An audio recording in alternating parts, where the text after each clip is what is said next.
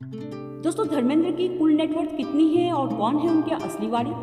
तो दोस्तों, हिंदी सिनेमा के महान अभिनेता और बॉलीवुड के हीमैन के नाम से फेमस धर्मेंद्र की 89 की उम्र में मौत हो गई। पिछले कुछ दिनों से वो सांस से जुड़ी बीमारी से जूझ रहे थे। दोस्तों, उनके निधन के बाद फिल्मी जगत और फैंस में गहरा शोक है। दोस्तों, महज 51 रुपये से शुरुआत करने वाले धर्मेंद्र ने जिंदगी के आखिरी दिनों तक काम किया, जब तक कि उनकी सांसें ठीक से चलती रहीं।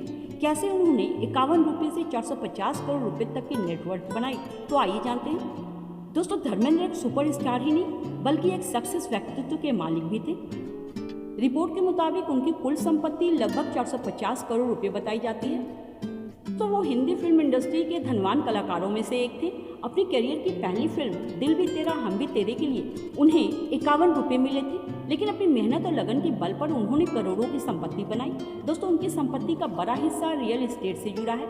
महाराष्ट्र के लोनावाला में फैला 100 एकड़ का आलीशान फार्म हाउस उनकी नेटवर्थ का सबसे बड़ा और चर्चित हिस्सा है।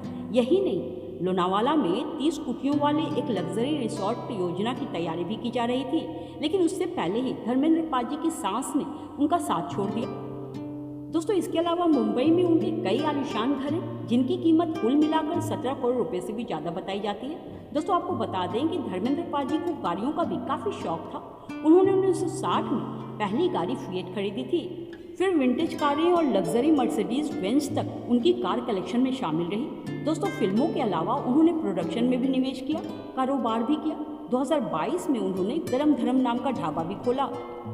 फिर बाद में हीमैन के नाम से रेस्टोरेंट भी खोले। दोस्तों, कारोबार के बावजूद भी वो अपने आखिरी वक्त तक फिल्मों से जुड़े रहे। दोस्तों, आज धर्मेंद्र हमारे बीच नहीं है, लेकिन उनकी सादगी और मोहब्बत आज भी लोगों के दिलों में जिंदा है। दोस्तों, धर्मेंद्र ने 2 शादियां की थी, जिससे उन्हें 6 बच्चे हैं, आप सब जानते हो। दोस्तों, अब सवाल ये है कि उनकी संपत्ति का हकदार कौन होगा। तो दोस्तों, 2003 के फैसले के हिसाब से अगर किसी व्यक्ति की पहली पत्नी जीवित है और तलाक नहीं हुआ है, तो हिंदू मैरिज एक्ट धारा 16A ऑफ HMA के तहत दूसरी शादी अमान्य मानी जाएगी और इसी के तहत पहली शादी से हुए बच्चों को पिता के संपत्ति का बराबर का हक होगा। तो दोस्तों, आप ये जान लीजिए कि 16A के तहत अगर पिता की दूसरी शादी हो जाती है तो पहली पत्नी के बच्चे को पिता की संपत्ति का पूरा हक मिलेगा, यानी कि हक सिर्फ पिता की संपत्ति तक ही सीमित है। जिसका मतलब ये हुआ कि पैतृक संपत्ति पर उनका कोई अधिकार नहीं होगा। तो इसका मतलब ये हुआ कि हेमा मालिनी की 2 बेटियां ईशा और आहनो को पिता की संपत्ति और पैतृक संपत्ति में भी हक मिलेगा, जिसे कि कानूनी भाषा में काल्पनिक बंटवारा यानी कि नोशनल पार्टीशन कहा जाता है।